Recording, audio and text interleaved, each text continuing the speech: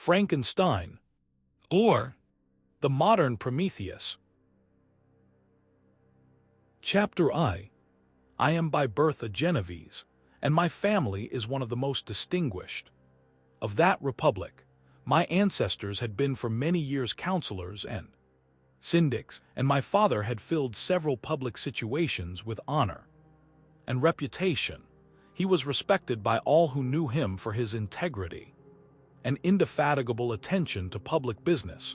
He passed his younger days perpetually occupied by the affairs of his country, and it was not until the decline of life that he thought of marrying and bestowing on the state sons who might carry his virtues and his name down to posterity.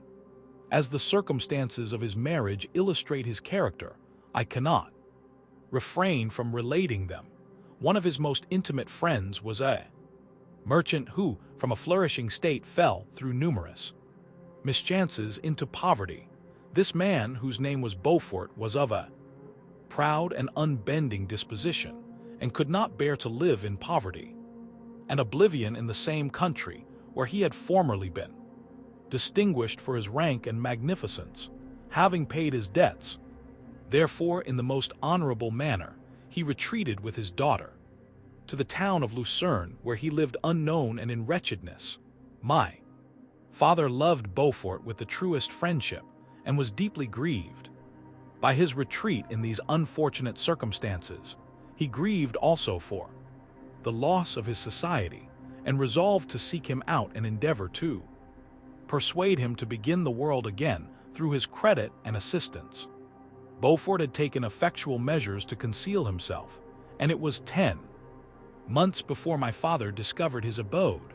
Overjoyed at this discovery, he hastened to the house, which was situated in a mean street near the Rus. But when he entered, misery and despair alone welcomed him. Beaufort had saved but a very small sum of money from the wreck of his fortunes, but it was sufficient to provide him with sustenance for some months, and in the meantime he hoped to procure some respectable employment in a merchant's house. The interval was consequently spent in inaction. His grief only became more deep and rankling when he had leisure for reflection, and at length it took so fast hold of his mind that at the end of 3 months he lay on a bed of sickness, incapable of any exertion. His daughter attended him with the greatest tenderness, but she saw with despair that their little fund was rapidly decreasing, and that there was no other prospect of support. But Caroline Beaufort possessed a mind of an uncommon mold, and her courage rose to support her in her adversity. She procured plain work, she plaited straw, and by various means contrived to earn a pittance scarcely sufficient to support life. Several months passed in this manner. Her father grew worse, her time was more entirely occupied in attending him, her means of subsistence decreased, and in the 10th month her father died in her arms, leaving her an orphan and a beggar. This last blow overcame her, and she knelt by Beaufort's coffin, weeping bitterly. When my father entered the chamber, he came like a protecting spirit to the poor girl, who committed herself to his care, and after the interment of his friend he conducted her to Geneva and placed her under the protection of a relation. 2 years after this event, Caroline became his wife. When my father became a husband and a parent, he found his time so occupied by the duties of his new situation that he relinquished many of his public employments and devoted himself to the education of his children. Of these I was the eldest and the destined successor to all his labors and utility. No creature could have more tender parents than mine. My improvement in health were their constant care, especially as I remained for several years their only child. But before I continue my narrative, I must record an incident which took place when I was 4 years of age. My father had a sister whom he tenderly loved and who had married early in life an Italian gentleman. Soon after her marriage she had accompanied her husband into her native country, and for some years my Father had very little communication with her. About the time I mentioned she died, and a few months afterwards he received a letter from her husband, acquainting him with his intention of marrying an Italian lady and requesting my father to take charge of the infant, Elizabeth, the only child of his deceased sister. "It is my wish," he said, "that you should consider her as your own daughter and educate her thus. Her mother's fortune is secured to her, the documents of which I will commit to your keeping. Reflect upon this proposition and decide whether you would prefer educating your niece yourself to her being brought up by a stepmother." My father did not hesitate, and immediately went to Italy that he might accompany the little Elizabeth to her future home. I have often heard my mother say that she was at that time the most beautiful child she had ever seen, and showed signs even then of a gentle and affectionate disposition. These indications and a desire to bind as closely as possible the ties of domestic love determined my mother to consider Elizabeth as my future wife, a design which she never found reason to repent.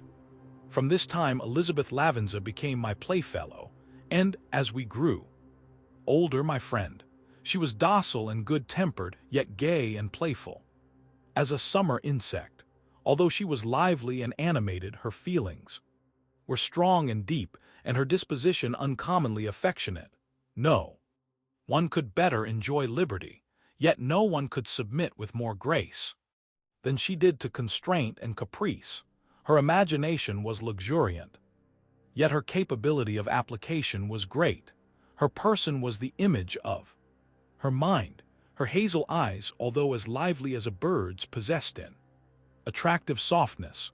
Her figure was light and airy, and though capable of enduring great fatigue, she appeared the most fragile creature in the world. While I admired her understanding and fancy, I loved to tend on her as I should on a favorite animal, and I never saw so much grace, both of person and mind, united to so little pretension. Every one adored Elizabeth. If the servants had any request to make, it was always through her intercession. We were strangers to any species of disunion and dispute, for although there was a great dissimilitude in our characters, there was an harmony in that very dissimilitude. I was more calm and philosophical than my companion, yet my temper was not so yielding. My application was of longer endurance, but it was not so severe whilst it endured. I delighted in investigating the facts relative to the actual world. She busied herself in following the aerial creations of the poets. The world was to me a secret which I desired to discover. To her it was a vacancy which she sought to people with imaginations of her own. My brothers were considerably younger than myself, but I had a friend in one of my schoolfellows who compensated for this deficiency. Henry Clerval was the son of a merchant of Geneva, an intimate friend of my father. He was a boy of singular talent and fancy. I remember when he was 9 years old, he wrote a fairy tale which was the delight and amazement of all his companions. His favorite study consisted in books of chivalry and romance, and when very young I can remember that we used to act plays composed by him out of these favorite books, the principal characters of which were Orlando, Robin Hood, Amadis, and St. George. No youth could have passed more happily than mine. My parents were indulgent and my companions amiable. Our studies were never forced, and by some means we always had an end placed in view, which excited us to ardor in the prosecution of them. It was by this method, and not by emulation, that we were urged to application. Elizabeth was not incited to apply herself to drawing, that her companions might not outstrip her, but through the desire of pleasing her aunt, by the representation of some favorite scene done by her own hand. We learned Latin and English, that we might read the writings in those languages, and so far from study being made odious to us through punishment, we loved application. and our amusements would have been the labors of other children. Perhaps we did not read so many books or learn languages so quickly as those who are disciplined according to the ordinary methods, but what we learned was impressed the more deeply on our memories. In this description of our domestic circle, I include Henry Clerval, for he was constantly with us. He went to school with me and generally passed the afternoon at our house. For being an only child and destitute of companions at home, his father was well pleased that he should find associates at our house, and we were never completely happy. When Clerval was absent, I feel pleasure in dwelling on the recollections of childhood before misfortune had tainted my mind and changed its bright visions of extensive usefulness into gloomy and narrow reflections upon self. But in drawing the picture of my early days, I must not omit to record those events which led by insensible steps to my aftertale of misery. For when I would account to myself for the birth of that passion, which afterwards ruled my destiny, I find it arise, like a mountain river, from ignoble and almost forgotten sources, but swelling as it proceeded, it became the torrent which, in its course, has swept away all my hopes and joys. Natural philosophy is the genius that has regulated my fate. I desire, therefore, in this narration, to state those facts which led to my predilection for that science. When I was 13 years of age, we all went on a party of pleasure to the baths near Thonon. The inclemency of the weather obliged us to remain a day confined to the inn. In this house I chanced to find a volume of the works of Cornelius Agrippa. I opened it with apathy. The theory which he attempts to demonstrate and the wonderful facts which he relates soon changed this feeling into enthusiasm. A new light seemed to dawn upon my mind, and bounding with joy I communicated my discovery to my father. I cannot help remarking here the many opportunities instructors possess of directing the attention of their pupils to useful knowledge, which they utterly neglect. My father looked carelessly at the title page of my book, and said, "Ah, Cornelius Agrippa, my dear Victor, do not waste your time upon this, it is sad trash." If instead of this remark my father had taken the pains to explain to me that the principles of Agrippa had been entirely exploded, and that a modern system of science had been introduced which possessed much greater powers than the ancient, because the powers of the latter were chimerical while those of the former were real and practical. Under such circumstances, I should certainly have thrown Agrippa aside and, with my imagination warmed as it was, should probably have applied myself to the more rational theory of chemistry which has resulted from modern discoveries. It is even possible that the train of my ideas would never have received the fatal impulse that led to my ruin, but the cursory glance my father had taken of my volume by no means assured me that he was acquainted with its contents, and I continued to read with the greatest avidity. When I returned home, my first care was to procure the whole works of this author and afterwards of Paracelsus and Albertus Magnus. I read and studied the wild fancies of these writers with delight. They appeared to me treasures known to few beside myself, and although I often wished to communicate these secret stores of knowledge to my father, yet his indefinite censure of my favorite Agrippa always withheld me. I disclosed my discoveries to Elizabeth, therefore, under promise of strict secrecy, but she did not interest herself in the subject, and I was left by her to pursue my studies alone. It may appear very strange that a disciple of Albertus Magnus should arise in the 18th century, but our family was not scientifical, and I had not attended any of the lectures given at the schools of Geneva. My dreams were therefore undisturbed by reality, and I entered with the greatest diligence into the search of the philosopher's stone and the elixir of life, but the latter obtained my most undivided attention. Wealth was an inferior object, but what glory would attend? The discovery, if I could banish disease from the human frame, and render man invulnerable to any but a violent death. Nor were these my only visions. The raising of ghosts or devils was a promise liberally accorded by my favorite authors, the fulfillment of which I most eagerly sought, and if my incantations were always unsuccessful, I attributed the failure rather to my own inexperience and mistake than to a want of skill or fidelity in my instructors. The natural phenomena that take place every day before our eyes did not escape my examinations. Distillation and the wonderful effects of steam, processes of which my favorite authors were utterly ignorant, excited my astonishment, but my utmost wonder was engaged by some experiments on an air pump, which I saw employed by a gentleman whom we were in the habit of visiting. The ignorance of the early philosophers on these and several other points served to decrease their credit with me, but I could not entirely throw them aside before some other system should occupy their place in my mind. When I was about 15 years old, we had retired to our house near Belrive when we witnessed a most violent and terrible thunderstorm. It advanced from behind the mountains of Jura, and the thunder burst at once with frightful loudness from various quarters of the heavens. I remained, while the storm lasted, watching its progress with curiosity and delight. As I stood at the door, on a sudden I beheld a stream of fire issue from an old and beautiful oak, which stood about 20 yards from our house, and so soon as the dazzling light vanished, the oak had disappeared and nothing remained but a blasted stump.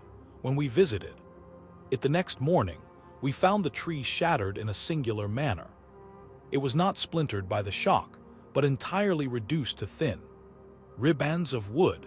I never beheld anything so utterly destroyed. The catastrophe of this tree excited my extreme astonishment, and I eagerly inquired of my father the nature and origin of thunder and lightning. He replied, electricity, describing at the same time the various effects of that power. He constructed a small electrical machine and exhibited a few experiments. He made also a kite with a wire and string, which drew down that fluid from the clouds. This last stroke completed the overthrow of Cornelius Agrippa, Albertus, Magnus, and Paracelsus, who had so long reigned the lords of my imagination.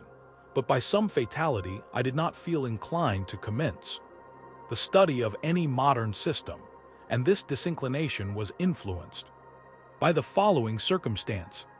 My father expressed a wish that I should attend a course of lectures upon natural philosophy, to which I cheerfully consented. Some accident prevented my attending these lectures until the course was nearly finished. The lecture, being therefore one of the last, was entirely incomprehensible to me. The professor discoursed with the greatest fluency of potassium and boron, of sulfates and oxides, terms to which I could affix no idea, and I became disgusted with the science of natural philosophy, although I still read Pliny and Buffon with delight, authors, in my estimation, of nearly equal interest and utility.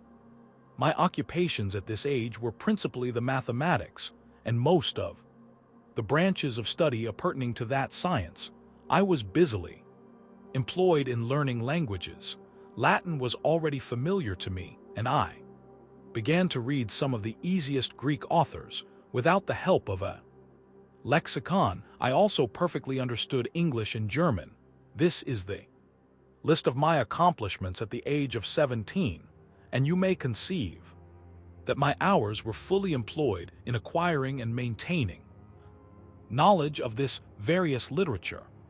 Another task also devolved upon me when I became the instructor of my brothers. Ernest was 6 years younger than myself and was my principal pupil. He had been afflicted with ill health from his infancy, through which Elizabeth and I had been his constant nurses. His disposition was gentle, but he was incapable of any severe application. William, the youngest of our family, was yet an infant and the most beautiful little fellow in the world, his lively blue eyes, dimpled cheeks, and endearing manners inspired the tenderest affection. Such was our domestic circle, from which care and pain seemed forever banished. My father directed our studies, and my mother partook of our enjoyments. Neither of us possessed the slightest preeminence over the other. The voice of command was never heard amongst us, but mutual affection engaged us all to comply with and obey the slightest desire of each other. Chapter II. When I had attained the age of 17, my parents resolved that I should become a student at the University of Ingolstadt. I had hitherto attended the schools of Geneva, but my father thought it necessary for the completion of my education that I should be made acquainted with other customs than those of my native country. My departure was therefore fixed at an early date, but before the day resolved upon could arrive, the first misfortune of my life occurred, an omen, as it were, of my future misery. Elizabeth had caught the scarlet fever, but her illness was not severe, and she quickly recovered. During her confinement, many arguments had been urged to persuade my mother to refrain from attending upon her. She had at first yielded to our entreaties, but when she heard that her favorite was recovering, she could no longer debar herself from her society, and entered her chamber long before the danger of infection was past. The consequences of this imprudence were fatal. On the third day, my mother sickened. Her fever was very malignant, and the looks of her attendants prognosticated the worst event. On her deathbed, the fortitude and benignity of this admirable woman did not desert her. She joined the hands of Elizabeth and myself. "My children," she said, "my firmest hopes of future happiness were placed on the prospect of your union. This expectation will now be the consolation of your father. Elizabeth, my love, you must supply my place to your younger cousins. Alas, I regret that I am taken from you, and happy and beloved as I have been, is it not hard to quit you all? But these are not thoughts befitting me. I will endeavor to resign myself cheerfully to death, and will indulge a hope of meeting you in another world." She died calmly, and her countenance expressed affection even in death. I need not describe the feelings of those whose dearest ties are rent by that most irreparable evil, the void that presents itself to the soul, and the despair that is exhibited on the countenance. It is so long before the mind can persuade itself that she, whom we saw every day and whose very existence appeared a part of our own, can have departed for ever, that the brightness of a beloved eye can have been extinguished, and the sound of a voice so familiar and dear to the ear can be hushed, never more to be heard. These are the reflections of the first days, but when the lapse of time proves the reality of the evil, then the actual bitterness of grief commences. Yet from whom has not that rude hand rent away some dear connection? And why should I describe a sorrow which all have felt and must feel?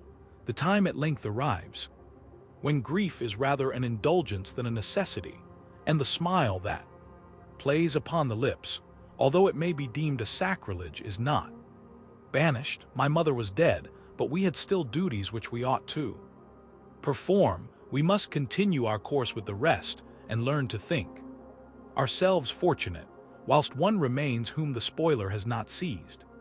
My journey to Ingolstadt, which had been deferred by these events, was now again determined upon. I obtained from my father a respite of some weeks. This period was spent sadly.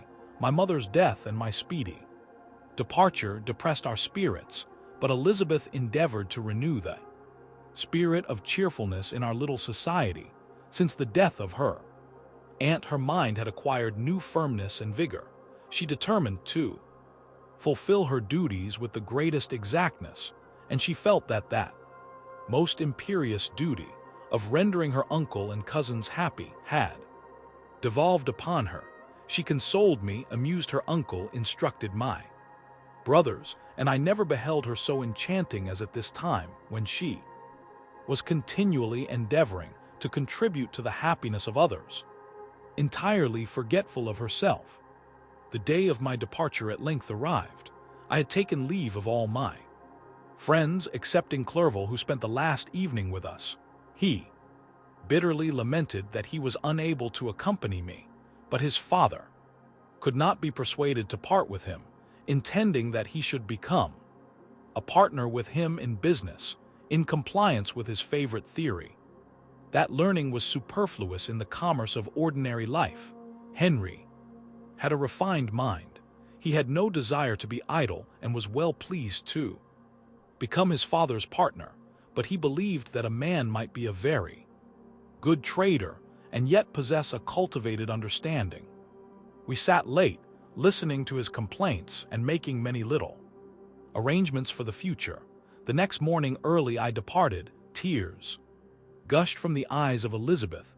They proceeded partly from sorrow at my departure, and partly because she reflected that the same journey was to have taken place 3 months before, when a mother's blessing would have accompanied me. I threw myself into the chaise that was to convey me away, and indulged in the most melancholy reflections. I, who had ever been surrounded by amiable companions, continually engaged in endeavoring to bestow mutual pleasure, I was now alone.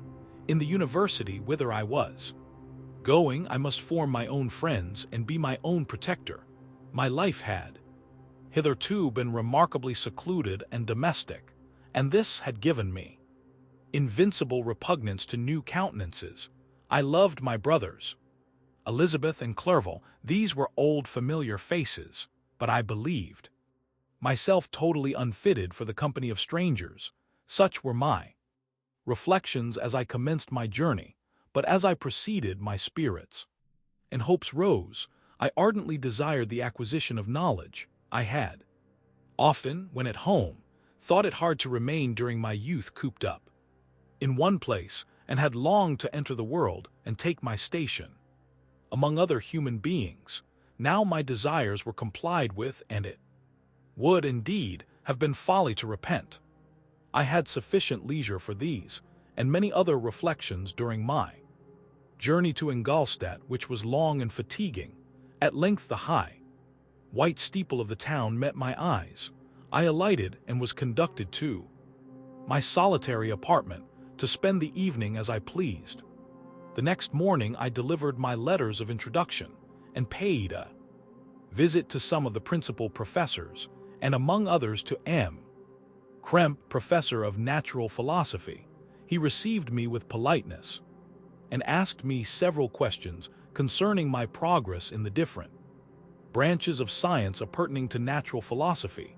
I mentioned, it is true, with fear and trembling, the only authors I had ever read upon those subjects. The professor stared. "Have you," he said, "really spent your time in studying such nonsense?" I replied in the affirmative. "Every minute," continued M. Krempe with warmth, "every instant that you have wasted on those books is utterly and entirely lost. You have burdened your memory with exploded systems and useless names. Good God, in what desert land have you lived where no one was kind enough to inform you that these fancies, which you have so greedily imbibed, are 1,000 years old and as musty as they are ancient? I little expected in this enlightened and scientific age to find a disciple of Albertus Magnus and Paracelsus. My dear sir, you must begin your studies entirely anew." So saying, he stepped aside and wrote down a list of several books treating of natural philosophy, which he desired me to procure, and dismissed me, after mentioning that in the beginning of the following week he intended to commence a course of lectures upon natural philosophy in its general relations, and that M. Waldman, a fellow professor, would lecture upon chemistry the alternate days that he missed. I returned home, not disappointed, for I had long considered those authors useless whom the professor had so strongly reprobated, but I did not feel much inclined to study the books which I procured at his recommendation. M. Kremp was a little squat man with a gruff voice and repulsive countenance. The teacher, therefore, did not prepossess me in favor of his doctrine. Besides, I had a contempt for the uses of modern natural philosophy. It was very different when the masters of the science sought immortality and power. Such views, although futile, were grand, but now the scene was changed. The ambition of the inquirer seemed to limit itself to the annihilation of those visions on which my interest in science was chiefly founded. I was required to exchange chimeras of boundless grandeur for realities of little worth. Such were my reflections during the first 2 or 3 days spent almost in solitude, but as the ensuing week commenced, I thought of the information which M. Kremp had given me concerning the lectures, and, although I could not consent to go and hear that little conceited fellow deliver sentences out of a pulpit, I recollected what he had said of M. Waldman, whom I had never seen, as he had hitherto been out of town. Partly from curiosity and partly from idleness, I went into the lecturing room which M. Waldman entered shortly after. This professor was very unlike his colleague. He appeared about 50 years of age, but with an aspect expressive of the greatest benevolence. A few gray hairs covered his temples, but those at the back of his head were nearly black. His person was short but remarkably erect, and his voice the sweetest I had ever heard. He began his lecture by a recapitulation of the history of chemistry and the various improvements made by different men of learning, pronouncing with fervor the names of the most distinguished discoverers. He then took a cursory view of the present state of the science and explained many of its elementary terms. After having made a few preparatory experiments, he concluded with a panegyric upon modern chemistry, the terms of which I shall never forget. The ancient teachers of this science, said he, promised impossibilities and performed nothing. The modern masters promise very little. They know that metals cannot be transmuted and that the elixir of life is a chimera, but these philosophers, whose hands seem only made to dabble in dirt and their eyes to pore over the microscope or crucible, have indeed performed miracles. They penetrate into the recesses of nature and show how she works in her hiding places. They ascend into the heavens. They have discovered how the blood circulates and the nature of the air we breathe. They have acquired new and almost unlimited powers. They can command the thunders of heaven, mimic the earthquake, and even mock the invisible world with its own shadows. I departed highly pleased with the professor and his lecture, and paid him a visit the same evening. His manners in private were even more mild and attractive than in public, for there was a certain dignity in his mien during his lecture, which in his own house was replaced by the greatest affability and kindness. He heard with attention my little narration concerning my studies, and smiled at the names of Cornelius, Agrippa, and Paracelsus, but without the contempt that M. Kremp had exhibited. He said that these were men to whose indefatigable zeal modern philosophers were indebted for most of the foundations of their knowledge. They had left to us as an easier task to give new names and arrange in connected classifications the facts which they in a great degree had been the instruments of bringing to light. The labors of men of genius, however erroneously directed, scarcely ever fail in ultimately turning to the solid advantage of mankind. I listened to his statement, which was delivered without any presumption or affectation, and then added that his lecture had removed my prejudices against modern chemists, and I at the same time requested his advice concerning the books I ought to procure. I am happy, said M. Waldman, to have gained a disciple, and if your application equals your ability, I have no doubt of your success. Chemistry is that branch of natural philosophy in which the greatest improvements have been and may be made. It is on that account that I have made it my peculiar study, but at the same time I have not neglected the other branches of science. A man would make but a very sorry chemist if he attended to that department of human knowledge alone. If your wish is to become really a man of science and not merely a petty experimentalist, I should advise you to apply to every branch of natural philosophy, including mathematics. He then took me into his laboratory and explained to me the uses of his various machines, instructing me as to what I ought to procure and promising me the use of his own when I should have advanced far enough in the science not to derange their mechanism. He also gave me the list of books which I had requested, and I took my leave. Thus ended a day memorable to me. It decided my future destiny. Chapter III. From this day natural philosophy, and particularly chemistry, in the most comprehensive sense of the term, became nearly my sole occupation. I read with ardor those works, so full of genius and discrimination, which modern inquirers have written on these subjects. I attended the lectures and cultivated the acquaintance of the men of science of the university, and I found even in M. Krempe a great deal of sound sense and real information combined, it is true, with a repulsive physiognomy and manners, but not on that account the less valuable. In M. Waldman I found a true friend. His gentleness was never tinged by dogmatism, and his instructions were given with an air of frankness and good nature that banished every idea of pedantry.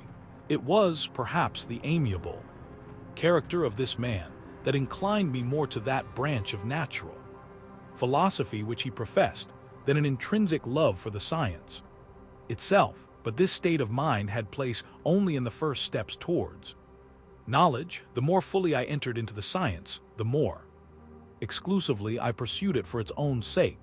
That application which at first had been a matter of duty and resolution, now became so ardent and eager that the stars often disappeared in the light of morning whilst I was yet engaged in my laboratory. As I applied so closely, it may be easily conceived that I improved rapidly.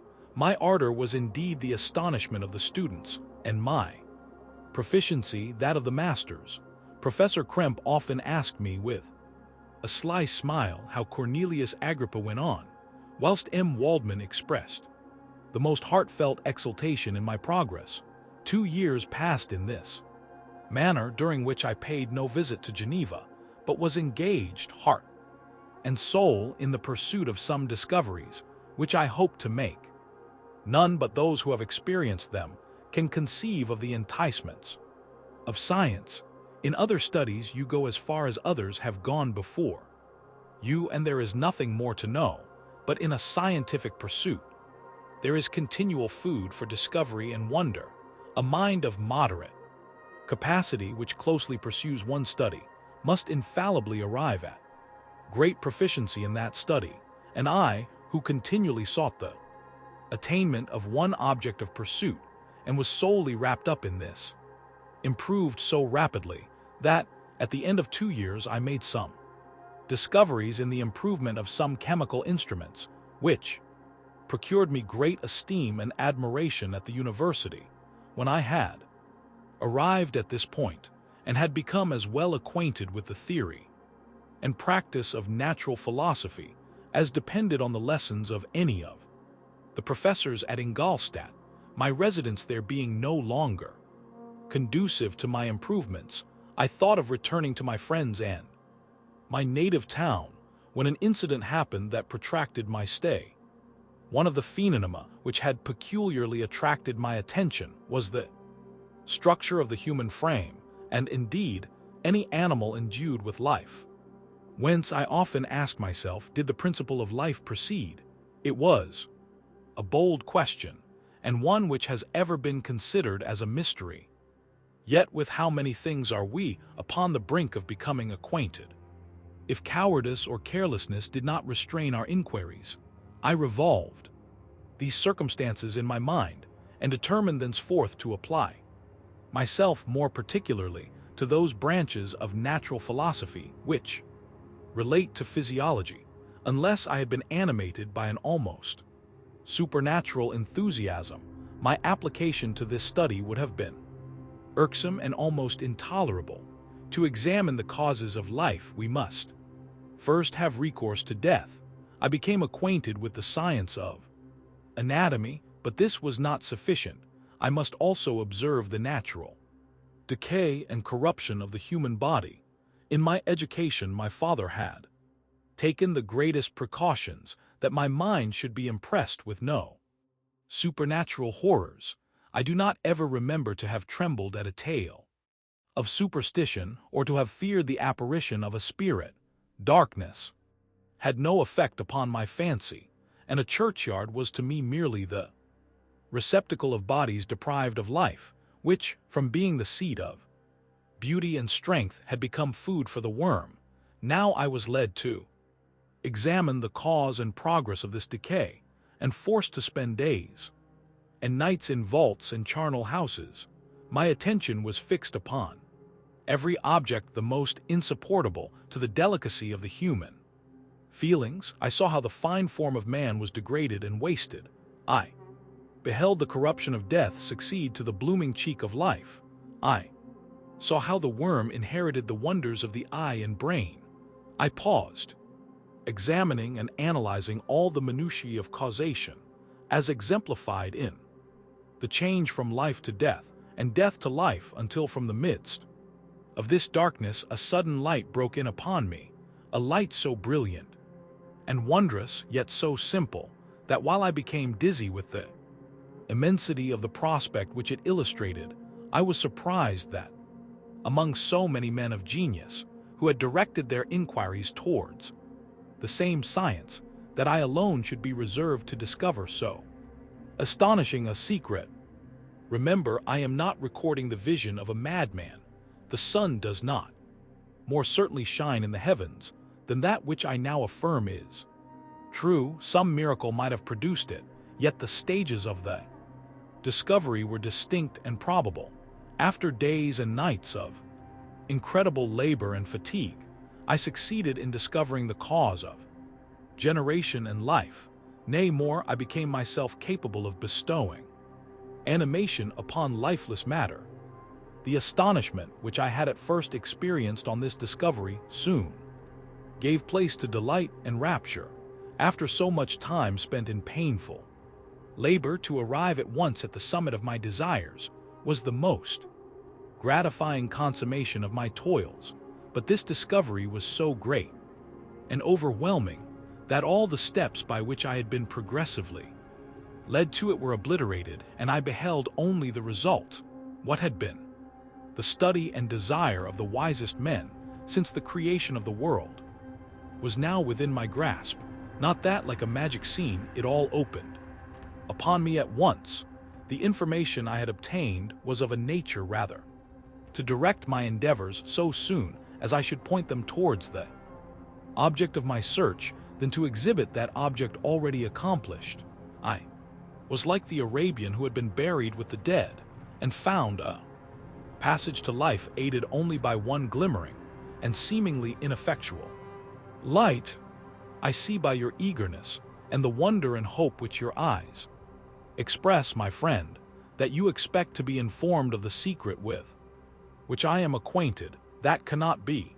Listen patiently until the end of my story, and you will easily perceive why I am reserved upon that subject. I will not lead you on, unguarded and ardent as I then was, to your destruction and infallible misery.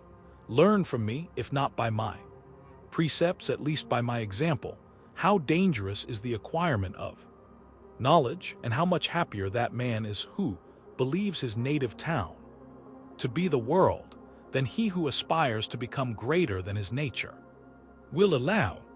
When I found so astonishing a power placed within my hands, I hesitated a long time concerning the manner in which I should employ it. Although I possessed the capacity of bestowing animation, yet to prepare a frame for the reception of it, with all its intricacies of fibers, muscles, and veins, still remained a work of inconceivable difficulty and labor. I doubted at first whether I should attempt the creation of a being like myself or one of simpler organization, but my imagination was too much exalted by my first success to permit me to doubt of my ability to give life to an animal as complex and wonderful as man.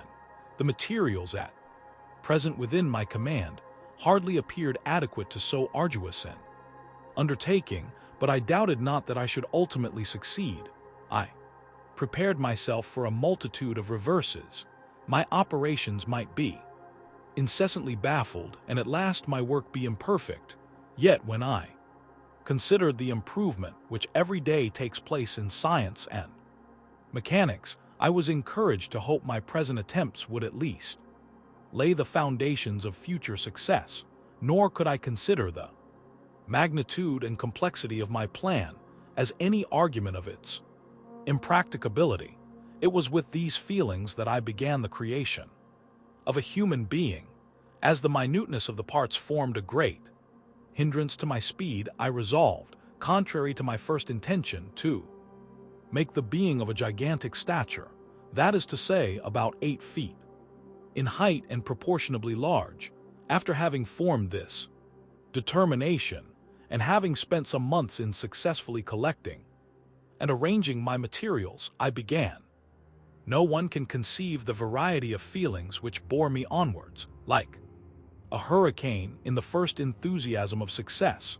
Life and death appeared to me ideal bounds which I should first break through and pour a torrent of light into our dark world. A new species would bless me as its creator and source. Many happy and excellent natures would owe their being to me. No father could claim the gratitude of his child so completely as I should deserve theirs.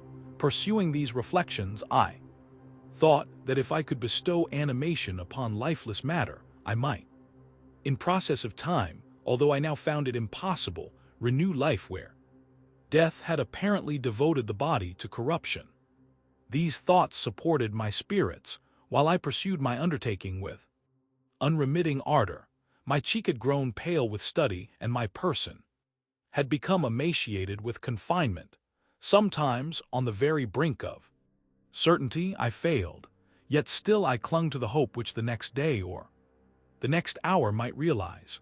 One secret which I alone possessed was the hope to which I had dedicated myself, and the moon gazed on my midnight labors, while with unrelaxed and breathless eagerness I pursued nature to her hiding places.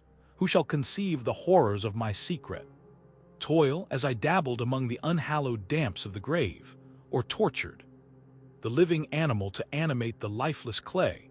My limbs now tremble, and my eyes swim with the remembrance, but then a resistless and almost frantic impulse urged me forward. I seemed to have lost all soul or sensation but for this one pursuit.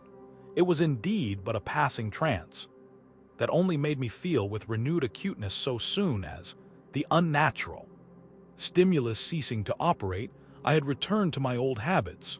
I collected bones from charnel houses, and disturbed with profane fingers the tremendous secrets of the human frame. In a solitary chamber, or rather cell, at the top of the house, and separated from all the other apartments by a gallery and staircase, I kept my workshop of filthy creation. My eyeballs were starting from their sockets in attending to the details of my employment. The dissecting room and the slaughterhouse furnished many of my materials, and often did my human nature turn with loathing from my occupation, whilst, still urged on by an eagerness which perpetually increased, I brought my work near to a conclusion. The summer months passed while I was thus engaged, heart and soul, in one pursuit. It was a most beautiful season. Never did the fields bestow a more plentiful harvest, or the vines yield a more luxuriant vintage. But my eyes were insensible to the charms of nature, and the same Feelings which made me neglect the scenes around me caused me also to forget those friends who were so many miles absent and whom I had not seen for so long a time. I knew my silence disquieted them, and I well remembered the words of my father. I know that while you are pleased with yourself, you will think of us with affection, and we shall hear regularly from you. You must pardon me if I regard any interruption in your correspondence as a proof that your other duties are equally neglected. I knew well, therefore, what would be my father's feelings, but I could not tear my thoughts from my employment, loathsome in itself, but which had taken an irresistible hold of my imagination. I wished, as it were, to procrastinate all that related to my feelings of affection until the great object, which swallowed up every habit of my nature, should be completed. I then thought that my father would be unjust if he ascribed my neglect to vice or faultiness on my part, but I am now convinced that he was justified in conceiving that I should not be altogether free from blame. A human being in perfection ought always to preserve a calm and peaceful mind, and never to allow passion or a transitory desire to disturb his tranquility. I do not think that the pursuit of knowledge is an exception to this rule. If the study to which you apply yourself has a tendency to weaken your affections and to destroy your taste for those simple pleasures in which no alloy can possibly mix, then that study is certainly unlawful, that is to say, not befitting the human mind. If this rule were always observed, if no man allowed any pursuit whatsoever to interfere with the tranquility of his domestic affections, Greece had not been enslaved, Caesar would have spared his country, America would have been discovered more gradually, and the empires of Mexico and Peru had not been destroyed. But I forget that I am moralizing in the most interesting part of my tale, and your looks remind me to proceed. My father made no reproach in his letters, and only took notice of my silence by inquiring into my occupations more particularly than before. Winter, spring, and summer passed away during my labors, but I did not watch the blossom or the expanding leaves, sights which before always yielded me supreme delight, so deeply was I engrossed in my occupation. The leaves of that year had withered before my work drew near to a close, and now every day showed me more plainly how well I had succeeded, but my enthusiasm was checked by my anxiety, and I appeared rather like one doomed by slavery to toil in the mines, or any other unwholesome trade, than an artist occupied by his favorite employment. Every night I was oppressed by a slow fever, and I became nervous to a most painful degree, a disease that I regretted the more because I had hitherto enjoyed most excellent health, and had always boasted of the firmness of my nerves, but I believed that exercise and amusement would soon drive away such symptoms, and I promised myself both of these when my creation should be complete.